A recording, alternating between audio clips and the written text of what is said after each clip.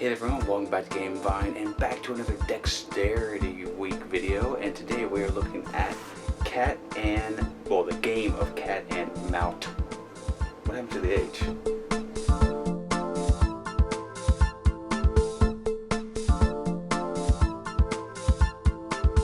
Alright, so disclaimer, I got this off of Amazon, but it came from China and it got lost in the mail the first time. And then the second time, I got this copy where the game is missing an H and the cat in the box is actually too tall for the game to actually work.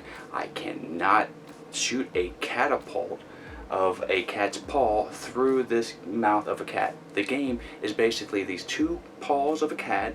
You have these little tiny balls and you're shooting them through the mouth. Kind of like that one game at like Chuck E. Cheese that you shoot the little guy's teeth down. Well, it's basically this, but you're shooting them through the mouth and you got to be the first one to get all your balls on the other side. Kind of like a fast track type aspect.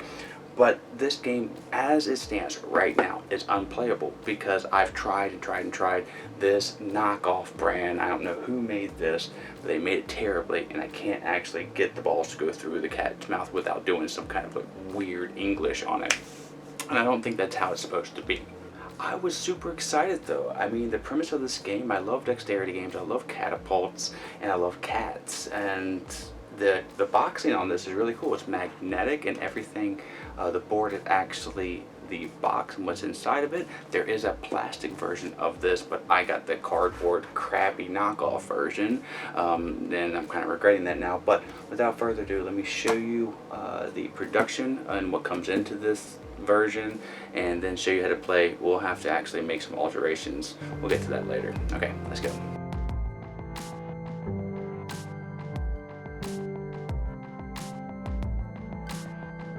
Alright, so this is what comes, well, this is the box of cat and mouth. Now again, this is the cardboard version. The plastic version looks much better. Even if this is a kind of off-brand version, this is what the cardboard version looks like. Comes with these little cat paws, and they are magnets. They go right back to place. They have these little yellow balls that do fit in the cat paw, and then they flick really far. And of course you have the cat face. It has dials up here, which were already in place, which is fine, and just kind of goes in the middle. These are kind of, I would call them railings almost, but that's it. It's a magnetic box. So now let me show you how to play. Alright, so I have the game set up right here, and basically you're just trying to get your balls on the very end of the other side. Everybody will both players will divide the balls up into equal amounts. Whoever has their balls on the other end first is the winner, and you can play round after round, ticking these up if you want, if they'll move, but they won't move, so we'll just leave it as it is. Alright, so I want to do this right now before I alter the game, and you'll see what I mean. Now, I'm going to flick, and that is how the paws do now. Sometimes I have to kind of keep my finger, let me see if you can see that, like on the top so it doesn't sink all the way to the bottom of the paw. And sometimes I'm able to get it through like that, so I gotta put a little English on it. But I shouldn't have to do that. I should just be able to rest it in there and just get it through. But there's no way, it never goes through, and there goes all my balls underneath my railing there. So I'm going to go ahead and cut this down, honestly, just about an inch or two to see if it makes it a little more plausible, because you shouldn't have to leave your finger on top. It's really annoying, and see, even when I put English on it, it gives me a mediocre shot at best. So let me alter this and see if it works. Alright, so I took about this much off. I just used a pair of scissors. Now I do lose the rainbow on the cap, but I don't care. This cheaply made version of it, you know, I'm just wanting it to work. Now I did test it out, and if you do just aim well enough, you can get it through. Now the teeth are an obstacle, which that's totally fine.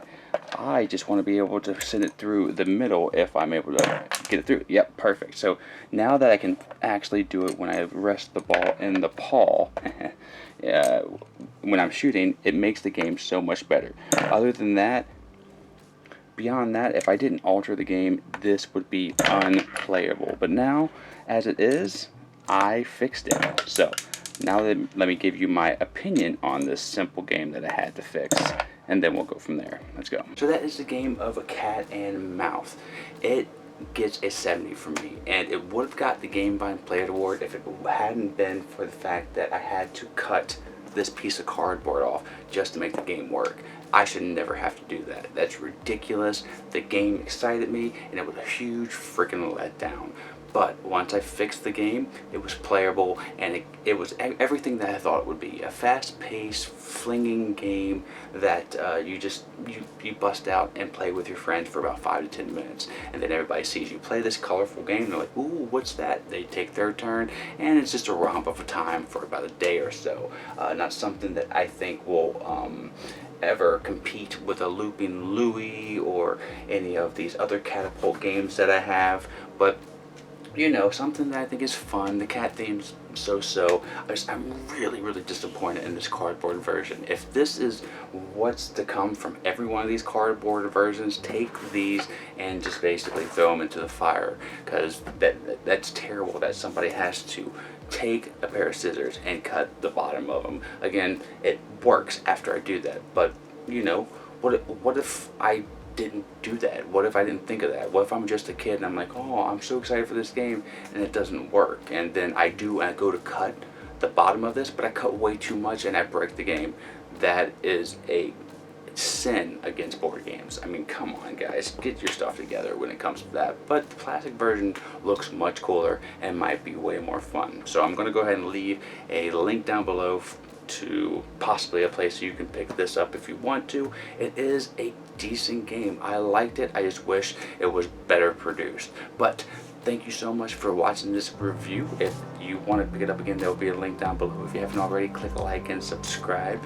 And until next time, my name is Dave. Join me in the next Dexterity Week video, and keep your fingers limber. Until the next time, that's you. Have a great rest of your day. Have a great time with all you play. I'm out, everybody. Bye.